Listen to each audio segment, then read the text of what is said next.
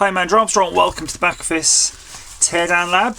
Nothing too special about this package. It's just a Nintendo DS Lite. The only interesting thing is that Nintendo have chosen yet another specialised connector for one of their handhelds. So now I've got quite the collection of these USB charging things. But I did notice something that was slightly interesting. So this is the customs declaration saying it's $1. I think I paid less than £1.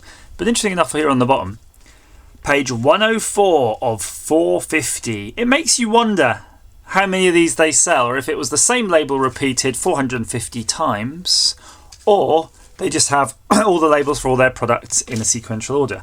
That's just one of my ponderings, but more importantly, this is the thing I really want to open, because I really have, again, no idea what this is. I kind of forget when I order stuff, as you may well know. And it could be something useful in the upcoming episodes. Feels square, feels hard. Woohoo! Can you tell what they are yet? Yes, indeedy. Battery project boxes. Now, it's easy to sort of crap on things, isn't it? And just say, yeah, bullshit. But actually, this is quite a nice thing to cover in a very quick topic, isn't it? Because we do a lot of projects. We make a bunch of stuff at home, don't we? You and I, we make things together. And I often use a bench power supply, which sometimes works, sometimes doesn't. But more often than not, we create these little prototypes of PCBs, but we never really pay any attention to how we're going to power it up. So we do things like hack these sort of lithium cells or buy these power banks that are rechargeable. Let's think though, in most cases, realistically, something like this would do. If it's something for your kids, it's easy to replace the batteries. You know when it's going to work, when it's not, pop the batteries, done. You never have to think of a charger. So these battery bank things, battery snaps, are available for just a couple of quid really on eBay each, but the benefits they've got over the sort of standard open frame ones, of course, is that you can close them, and they're quite legitimately closed, because you can actually put a screw in here and keep them screwed shut, so they're not going to open, and they've actually got an on-off switch in them. So how good and useful is that? I mean, that's pretty much everything you want in a battery snap. Now, I would say something though, just on using this now, that on-off switch is very recessed, so why don't we make this a proper teardown video rather than an unboxing video, and let's see how that's constructed, so perhaps we can actually make it better, he says. Okay, so this is a piece of plastic in there that's heat welded, and that's holding all of these sorts of gubbins in. So I'm just going to try to gently pull it out, breaking the heat welds, but that's fine. And then just see how this switch is. So that switch can be made to go in further if we want to. So the switch is supposed to protrude. It's just the sort of quality of this snap is a little bit worse than it should be. Just going to look at one of the other ones. Let's compare these. Maybe they're all a bit crap, but you know, you get what you pay for at the end of the day. Yeah, that one's okay. Just this one. So we can see this thing wasn't pushed down all the way, and these two tangs here are what pushes that switch down. And depending on how hard it can push that, of course, and that's going to be your your switch feel. So if you want it really to protrude out, you can push it right down and then put a bit of glue on there. So just to show you how they're wired up, you see these sets here are connected, so it's going whoop, whoop, whoop, whoop, whoop to give you 6 volts via the switch. And it's very interesting because they've actually soldered the switch contact direct to that battery spring. So let's have a go just pushing this back in. So I can tell here though, it was designed to have a screw in it. Perhaps that's why it's not really sitting as nice as it could. And yeah, it's not amazing. I'm going to be honest with you. This bit of plastic isn't amazing. So what can we do to modify it? Well, I'm going to roll with, if you're doing something in prototype, it's fine. If you want something a little bit better for production quality, buy a better unit. If not, and what I am going to do myself is I'm going to take some of this Araldite epoxy.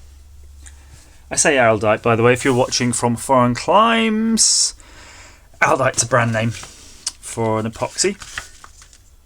But yeah, it's just any old 2-pack epoxy should do ya. I'm going to put a tiny squiz, it's a pretty small amount. I say pretty small amount, but it's pretty huge for what we're doing.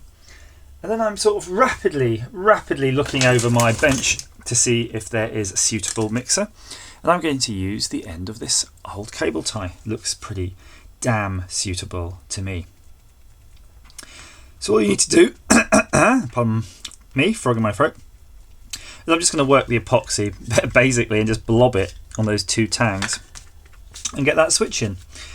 So I can think of a few projects I'm going to use this for, and I will be showing those soon. I'm going into doing some audio projects. You see I've done some stuff with microphones, and I've done that mainly because I actually obviously use microphones pretty much daily. But I'm going to go into the making of speakers area. Actually, interestingly enough, I just broke the switch by bending that too much and breaking it completely off the part where it wants to go. So that's going to have to be resoldered. So I'm just going to take that out. You can see there's a solder tang there. Just a solder tab hanging out. So yeah, I aggressively broke it off that bit there, but that's fine. That just gives me a little bit more room to apply my epoxy. Just going to make a little blob, get it in there. So yeah, I'm going to be doing some audio projects because I have done so in the past commercially, and I think it would be a nice thing. I've always need speakers and mics. You've seen that. You see I always collect these Pringle speakers and various bits and bobs. I'm just always using them. But the problem is I don't kind of respect them, or I do respect them, but I'll use them in prototypes as well. So whatever I obtain, either through buying or being given them, never really lasts that long, because I'll end up doing something like hacking them or mashing them and using them in a project. So I've just decided I'm going to just start making my own, and I'm going to mass produce a bunch. I say mass produce, let's say a small prototype batch for my own use. And if you're interested, if you my loyal subjects, no, that makes me sound like a king. My loyal subs, my loyal fans, I will be very shortly setting up a back office shop. So that way I can actually start selling the things I make, and hopefully clawing back a little bit more money, so that I can at least just cover the cost of the design. So it's not a really for profit thing, but it's just a means that if you see something that's useful to you, or I've made some gadget that's useful to you and you want some, that's the way you can get it. Because I do get emailed quite a lot, and because there's no really genuinely easy way for me to sort of sell you something, or I'll have to put it on PayPal or eBay and mess around. It's just kind of not worth the hassle. But at the same time, I don't want to disappoint people by saying, sorry guys, I've got this thing that I don't use, but at the same time I just can't be bothered to sell it because it's too much effort. Sounds wrong, right? And it's stupid. It doesn't make sense.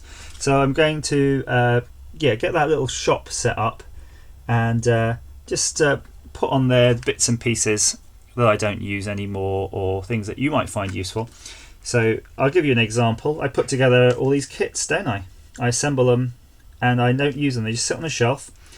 I could put those kits back on for people who would actually like to use them for whatever is the function of the kit. And you can pretty much just buy them at cost. Cost plus a bit of P&P, so it's not actually costing anybody any more than it has to. And that's my general idea. So yeah, the first thing is some battery snaps. No, only joking about the battery snaps. I'm using the battery snaps. And these will be part of that project. So yeah, that's why I'm rambling on about that whole thing, really, is because I'm making something. I'm probably going to be making them with these battery snaps. And that was the segue to get me there. So there you go. I hope you go out and buy some battery snaps, and I hope you've got some sort of use from seeing me repairing a faulty switch on one, and I might have to go through all of them now. Great. They are cheap, I say, very cheap. You can get dearer ones, you decide what you want. Maybe if you want to go for the cheap one, like super cheap ones like these, get them without the switch if you're going to have any concerns with it. But I think for most people, actually, even though that switch isn't sticking out massive amount, that's pretty good. You know, if you're using it for yourself versus using it for something your kids are going to use, I think you're going to be okay. Please comment, like, subscribe if you're that way inclined. And as ever, guys, thank you for watching.